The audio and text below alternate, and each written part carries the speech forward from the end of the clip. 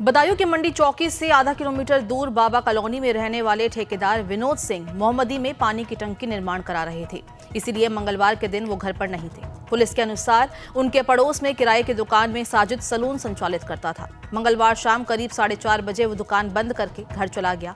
इसके बाद करीब 5:30 बजे अचानक विनोद के घर पहुंचा। उनकी मां होमगार्ड मुन्नी देवी ने बताया कि पड़ोसी दुकानदार होने के कारण साजिद से पहले से ही वो लोग परिचित थे। उसने कहा कि कल पत्नी का प्रसव होना है, इसलिए 5,000 रुपए उधार चाहिए। उसकी जरूरत समझकर विनोद की पत्नी सुनीता से बात करने की कोशिश की।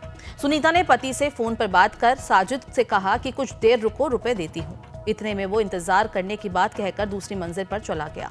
वहां उसने विनोद के बेटे आयुष जो 12 साल का था और आहान जो 8 साल का था, इन दोनों की ही गर्दन काटकर हत्या कर दी। करीब 20 मिनट बाद तीसरा बेटा पीयूष जब छत पर पहुंचा तो दोनों भाइयों के शव देखकर वो चीख पड़ा। साजिद ने उस पर भी प्रहार किया, मगर वो जान बचाकर भाग गया। उसकी चीख सुनकर छत की ओर लोग दौड़े। इतने में साजिद बाहर की ओर भाग निकला।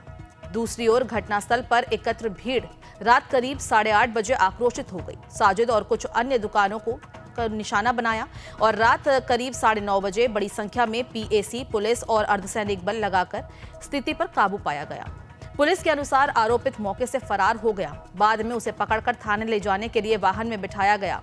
शेखपुर के जंगल के पास वो अचानक वाहन से कूदकर भागा। घेराबंदी करने पर उसने तमंचे से फायरिंग भी की। पुलिस ने जवाबी गोली चलाई, जिसमें वो मारा गया। मुठभेड़ में सिविल लाइंस थाने के इंस्पेक्टर गौरव बिश्नोई भी घायल हुए हैं।